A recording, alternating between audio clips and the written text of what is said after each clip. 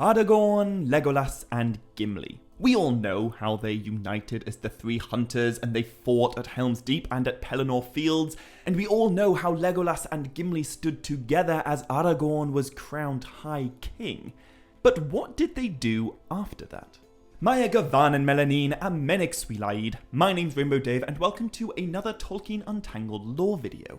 So in this video I'll talk all about the fates of Aragorn, Legolas and Gimli after the Lord of the Rings. And I'll begin with Aragorn. Because I reckon we all know that when Aragorn was crowned High King of the Dunedain, he took the name Elessar, which means Elfstone. However, contrary to popular belief, he was never known as King Aragorn Elessar. Elessar is his first name. His family name, or the name of the ruling house that he becomes the founder of, is Telcontar. And Telcontar is a really interesting name. It's a direct Quenya translation of the word Strider. And the reason that Aragorn takes this name is actually pretty hilarious. So, I guess like many hilarious stories in the Legendarium, this one begins with Pippin.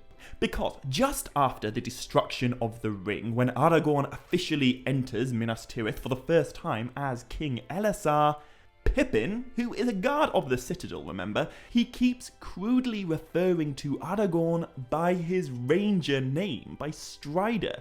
And he doesn't just do this in private. Pippin straight up refers to Elessar as Strider frequently in front of foreign dignitaries and foreign kings.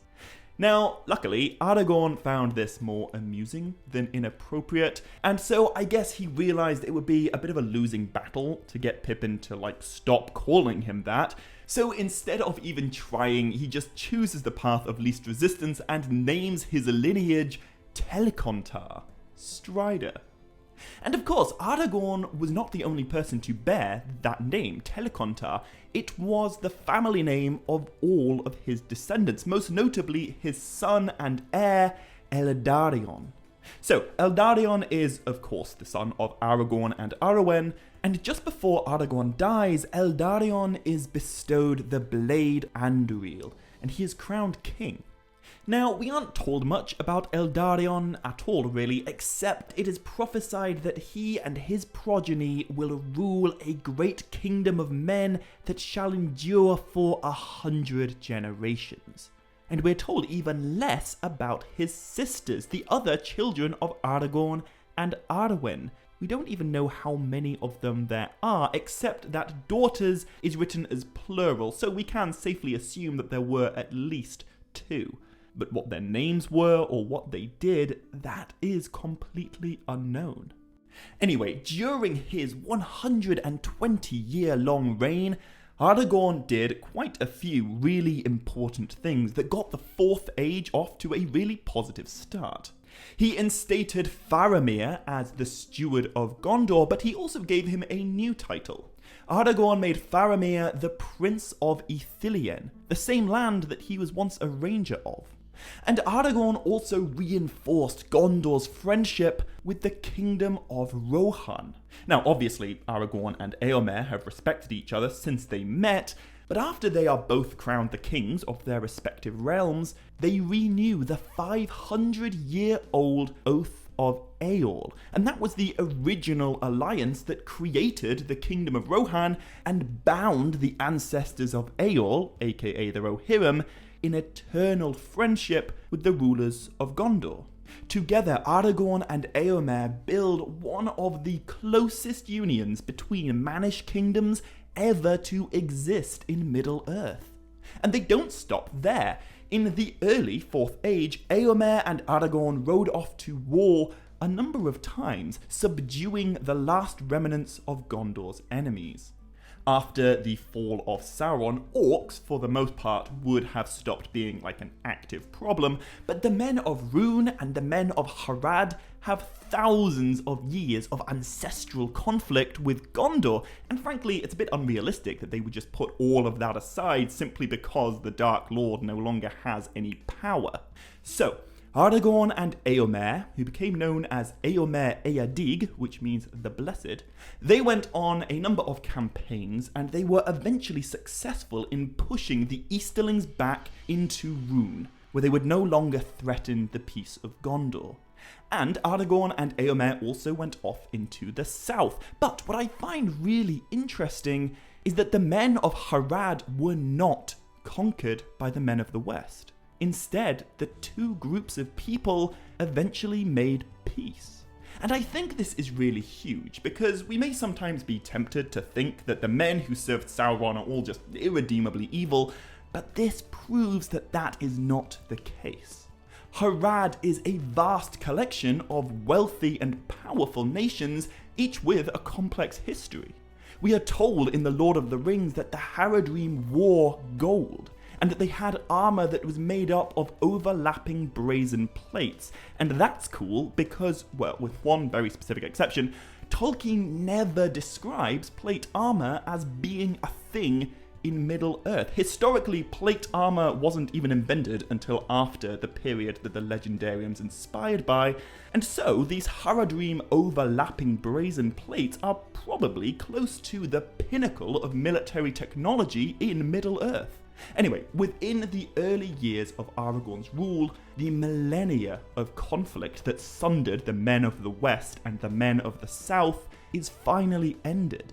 Harad and Gondor now coexist in peace. And it's not just in the south that Aragorn brings the men of Middle-earth together.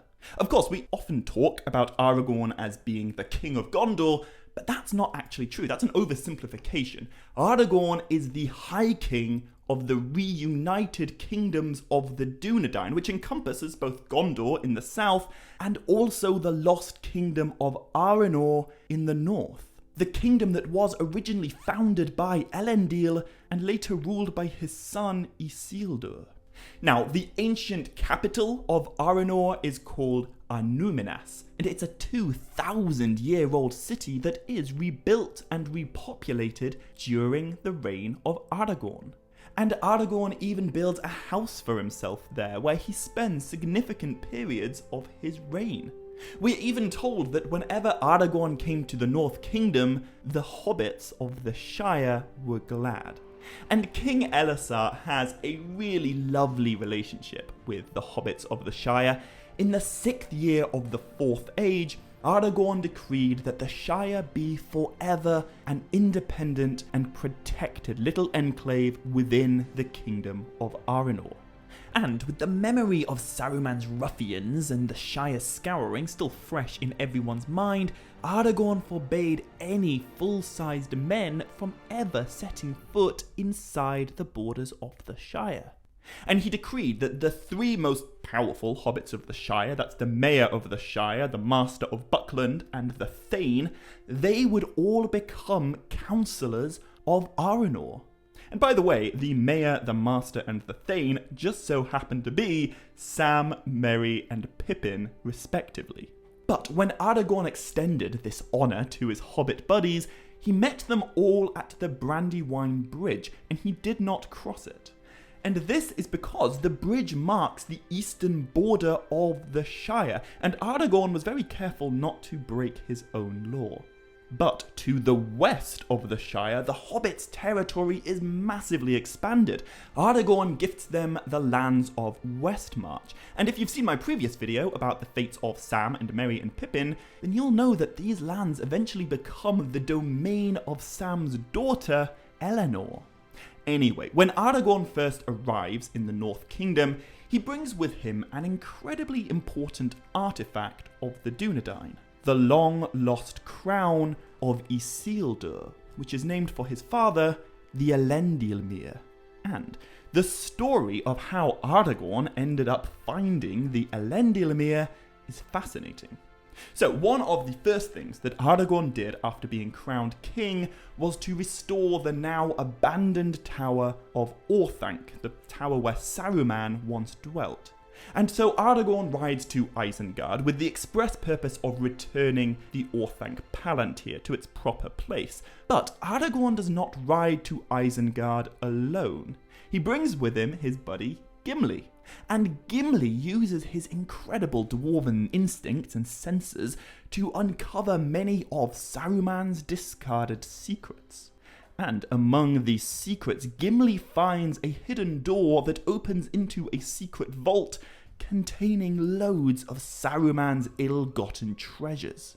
And there are a number of riches here that have been pilfered from Rohan, but among them are two other very significant artifacts. So, in a casket in this hidden room, Aragorn finds the crown of Isildur. He finds the Elendilmere, but he also finds a small silver chain. A chain that Isildur used to carry the One Ring around his neck thousands of years ago. Now, the reason that this is important is because both the chain and the crown were worn by Isildur when he died, when the One Ring became lost in the Anduin River. And so, the fact that both of these things end up in Saruman's possession demonstrates, at least in my mind, that the White Wizard had been searching for the One Ring for a really long time. We know he never found it, but apparently he did find the body of Isildur, and no one knew it. Now, I go into more detail on this in my Secrets of Saruman video, which I'll put a link to in the description below, but I guess now that I've mentioned Gimli, this seems like a good opportunity to segue away from Aragorn for a little bit, and focus on what Gimli was getting up to in the early 4th Age. So, as you'll all know from The Lord of the Rings, Gimli and Éomer did not make the friendliest first impressions on each other. You probably recall that Éomer threatened to cut off Gimli's head, while simultaneously insulting his height. But over the course of the story, Éomer and Gimli develop a really close bond, and by the end of it, Gimli chooses to spend a great deal of time in Éomer's lands of Rohan.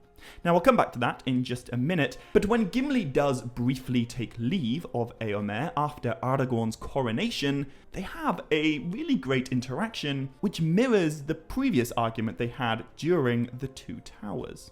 So, in that famous scene where Éomer threatens to cut off Gimli's head, the reason that they're both being so rude to each other is that Éomer referred to the Lady Galadriel, who in his defense he didn't actually know was a real person, but he calls her a net weaver and a sorceress. Now, you may not think that's too egregious, but as we all know, Gimli really likes Galadriel, and he's pretty prickly in her defense. Anyway, skip forward to after The Lord of the Rings, and Éomer and Gimli revisit this conversation, but this time they do so as friends. Éomer, who has now beheld Galadriel in person at Aragorn's coronation, he apologizes to Gimli for what he once said about her, but he maintains that Galadriel is not the fairest in the world. Now, I imagine Gimli at this point is getting ready for a fight, but Éomer swiftly adds that the only person fairer than Galadriel is her granddaughter Arwen. And to this, Gimli replies, "You know what? Fair enough." I'm paraphrasing, but Tolkien does tell us that Gimli was contented. Anyway, after the coronation, Gimli leaves Rohan and he leaves Gondor too, and he goes off on an awesome Middle-earth road trip with his best friend Legolas. And together, Gimli and Legolas return to loads of really cool places, including the glittering caves of Aglarond behind Helm's Deep, and they go back to Fangorn Forest, and they even go all the way northeast to Erebor, presumably via Thranduil's halls in Mirkwood. And in Erebor, Legolas and Gimli actually find quite a depressing sight. You see, at the time that those two were fighting at the Black Gate with the men of the West, the king of Erebor, that's Dain Ironfoot, the same dude from The Hobbit, he was slain in battle with the Easterlings. Erebor was devastated by the war in the north, and so was Dale. They also lost their king. But with the aid of Gimli, and perhaps with the aid of his father Glóin, Erebor was restored and ruled by Thorin III. That's the son of Dain Ironfoot. And Erebor isn't even the only city that Gimli lends a hand to rebuilding after the War of the Ring.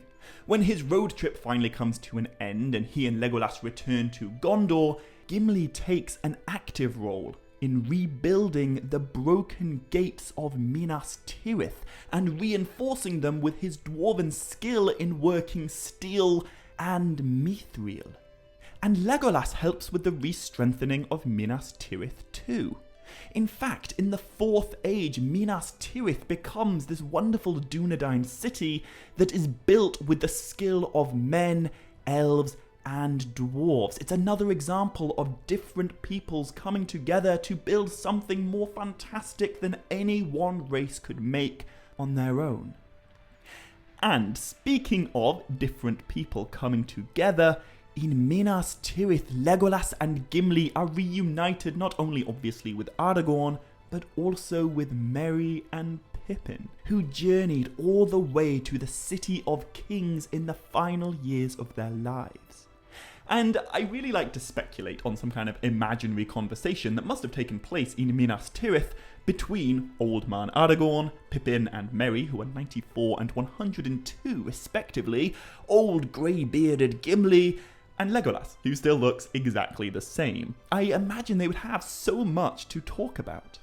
But anyway, back to Gimli. His magnus opus in the Fourth Age is the brand new dwarven colony that he establishes within the kingdom of Rohan. So back during the Battle of the Hornburg at Helm's Deep, Gimli became very familiar with the Glittering Caves. This is the place where, of course, the non-combatants sought refuge throughout the battle, and it's also where the Rohirrim kept their food and their livestock. And the Glittering Caves are a really awesome place. They are described as a vast complex of chambers and stairs and halls under domed ceilings that are made up of polished walls set with gems and crystals. And for this reason, Gimli counts the caves among the marvels of the northern world. Even Legolas is left speechless at the sight of them. So, after the War of the Ring, Gimli recruits a few of his people from Erebor, and together they establish a little dwarven community inside these caves behind Helm's Deep. Gimli becomes known as the Lord of the Glittering Caves, and throughout the Fourth Age we see this awesome dwarven colony that exists in harmony with the surrounding kingdom of Rohan, under the protection of King Eomer and his descendants. Which finally brings us to Legolas. In some ways, I feel like Legolas is often considered the least developed member of the Fellowship, but his life after the Lord of the Rings is no less wholesome than anyone else's. So after returning from his epic road trip with Gimli, Legolas came to the Gondorian forest of Ithilien, and he brought a company of wood elves from the Greenwood to dwell with him there. And so, in the Fourth Age, we see a brand new elven realm established right on the doorstep of Minas Tirith. And under Legolas's leadership, the elven realm becomes once again the fairest country in all the Westlands. And Legolas ruled this realm for 100 years. But Legolas is not alone in Ithilien. Just as Gimli built a colony in the kingdom of Eomer, Legolas builds his elven community in the lands of Eomer's sister. Because, as I'm sure you guys all know, after the Lord of the Rings, Eowyn ended up marrying Faramir, and he is now the Prince of Ithilien.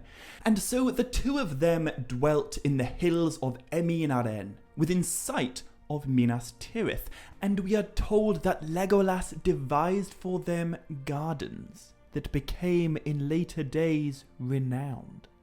And Faramir's rulership of Ithilien is auspicious.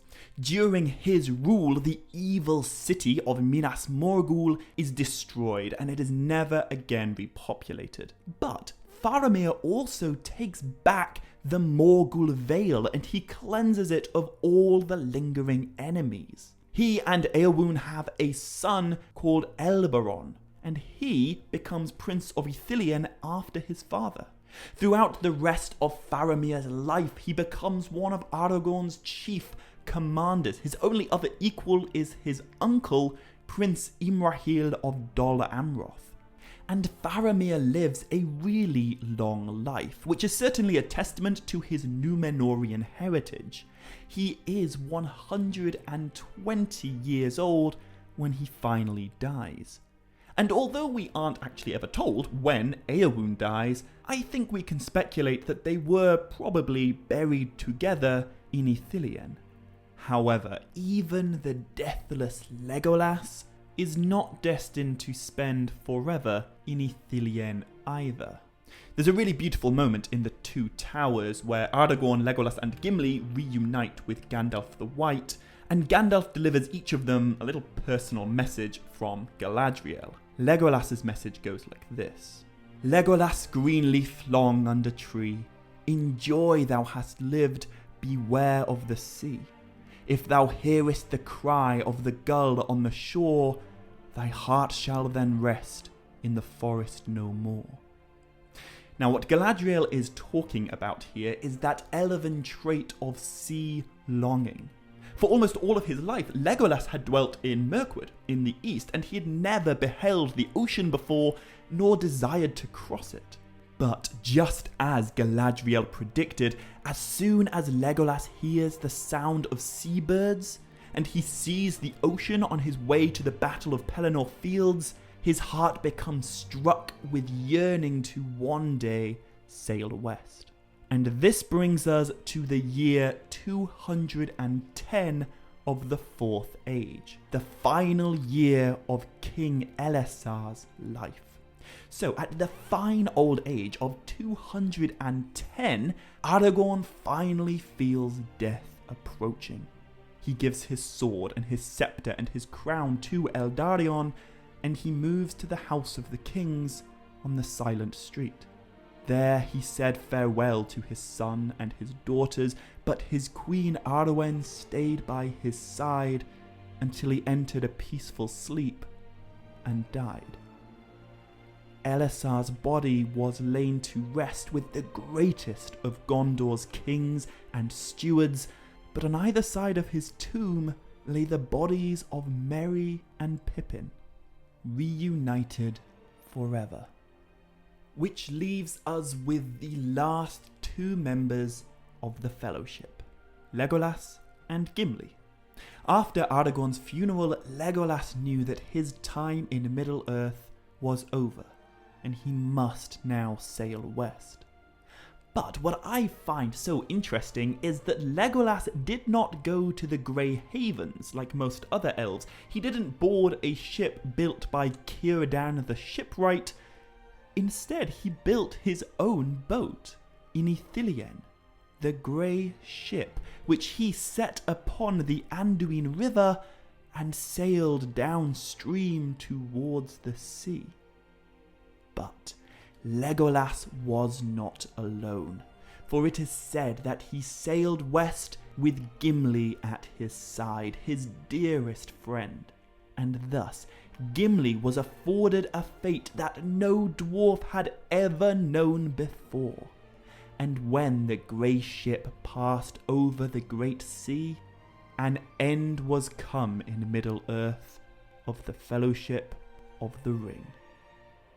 But that is not quite the end of the story. The tapestry that is the Lord of the Rings has one final thread, and that thread is Arwen.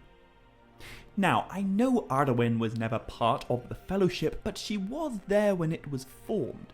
And despite only appearing on like a handful of pages throughout the story, the Lord of the Rings does truly end with her. 1 year after Aragorn's death, Arwen bid farewell to her children and her brothers, and she set off from Gondor on one last journey. But she doesn't go west. Arwen gave up her immortality to be with Aragorn, and so that way is no longer open to her. Instead, she journeys east and returns to the now empty realm of Lothlorien, the Golden Wood, where she and Aragorn first declared their love for each other. And Arwen stayed there until the winter. But Galadriel was gone, and Celeborn was in Rivendell, and so Arwen was alone. She returned to the hill of Cairn Amroth, where she and Aragorn once plighted their troth, where they once got engaged. And there, Arwen lay down on the grassy slopes, and she died. And that is the true ending of The Lord of the Rings. Now, I know Tolkien did write a few more details about the Fourth Age, but that was all in the context of beginning a new story. The story that began beneath Bilbo's party tree, or perhaps even began before that with Gandalf inviting 13 dwarves to Bilbo's doorstep. That story finally concludes with the death of Arwen. Right at the end of Tolkien's writings, he gives us a really bittersweet last few lines. In reference to Arwen, he writes that there is her green grave, until the world is changed and all the days of her life are utterly forgotten by the men that come after. Here ends this tale, and with the passing of Evanstar, no more is said in this book of the days of old. So, guys, I really hope you enjoyed this video, and as I said in the previous one, I think this will be the last video I release, at least for a little while, as I need to take time off to make the new series where I'll talk all about the epic First Age tale of Beren and Luthien, the tale that inspired the love of Aragorn and Arwen. So, if you haven't already, hit subscribe to make sure you don't miss that, as well as more lore videos coming soon, and hopefully more Lord of the Rings videos in the near future. But until then, my dear friends, as always, much love, stay groovy, and Navaya Melanine.